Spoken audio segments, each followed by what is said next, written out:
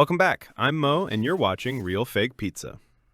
After the easiest hand-kneaded pizza recipe, it's time for the easiest hand-kneaded Biga pizza ever. As always, I'm using the pizza app. I selected the Biga option in the settings and adjusted it for 3 average-sized pizzas with 70% hydration, 3% salt, and a 5-hour room temperature proof for the final dough. For this recipe, I'm using a 30% Biga with fresh yeast. Like I mentioned in my previous Biga video, the app already has built-in settings for pre-ferments like Biga, so you don't really have to overthink the calculations. So first, we need to prepare the Biga. I start by mixing the pre-measured ingredients calculated by the app in a small bowl. I dissolve the yeast in room temperature water, pour in the flour, put the lid on, and shake the whole thing together. For Biga, a strong flour with a W value above 300 is recommended, so I'm using the well-tested Caputo Cuoco, also known as Caputo Saccharoso. You just want to make sure all the flour gets hydrated. Scrape down the sides and bottom a bit, and the Biga is basically done. Now I let it sit at room temperature for about 3 hours until it roughly doubles in size. Then it goes into the fridge overnight. The next day, the Biga is ready to go. It is clumped together nicely, roughly doubled in volume, and smells slightly sour, almost like yogurt. The longer you leave it fermenting in the fridge, the more acidity and flavor it develops, thanks to the lactic fermentation. Whether it's 12, 24, 48 hours, or even longer, each stage gives the dough a slightly different character. Now it's time to mix the final dough. First, I dissolve the salt in room temperature water, the traditional Neapolitan way. Then I scoop in the Biga, break up the clumps, and whisk everything together until it smooths out into a pancake-like mixture. There are a lot of different Biga variations out there. Different hydration levels, yeast percentages, fermentation times, and temperatures. But let's keep this video simple and beginner-friendly.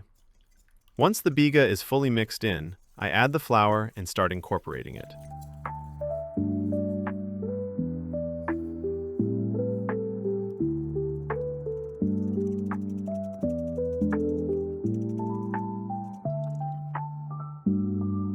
Then I transfer the dough onto the counter and knead it by hand. The simplest method is just stretching the dough away from you with your palm, then rolling it back toward yourself.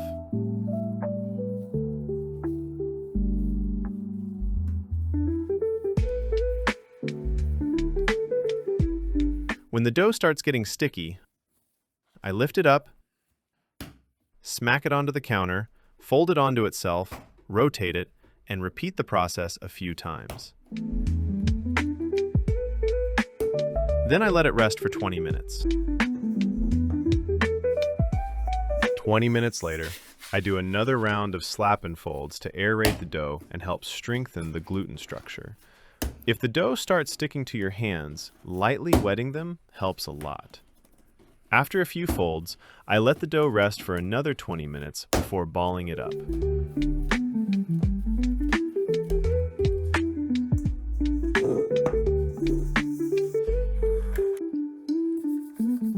For balling, I divide the dough into 3 roughly equal pieces.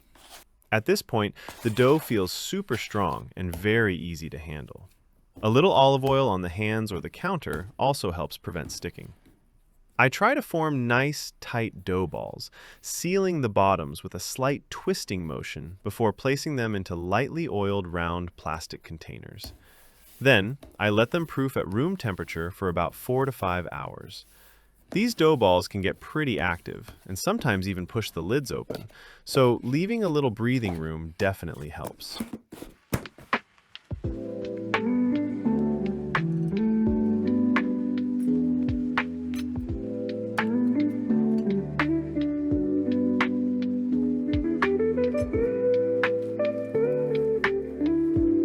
About 4 hours after balling, the dough has tripled in volume and is ready to bake.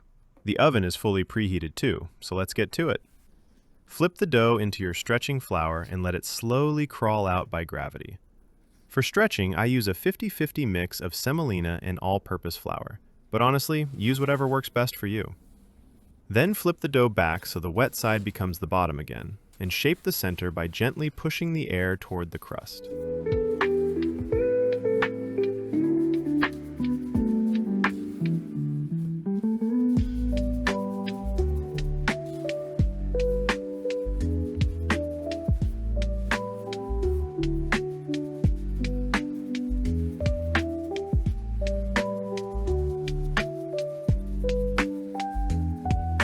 Once the shape looks good, I stretch it over my knuckles while trying to shake off the excess flour.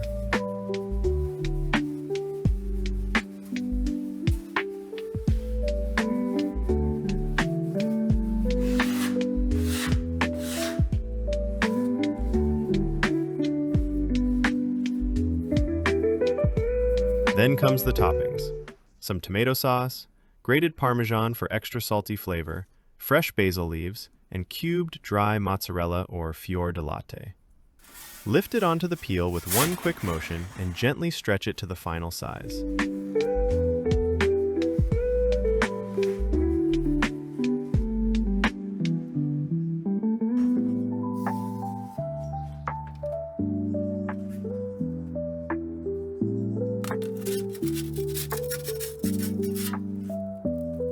I bake it for around 1.5 to 2 minutes with the stone sitting at about 420 degrees Celsius, turning the pizza halfway through the bake.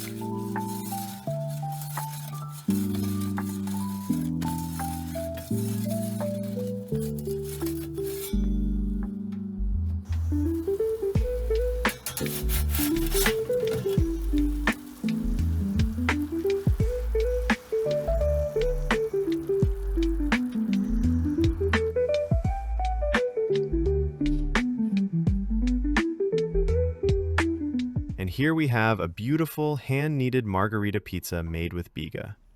The crust is super fluffy, the middle stays nice and thin, and the bottom comes out crisp and well-baked.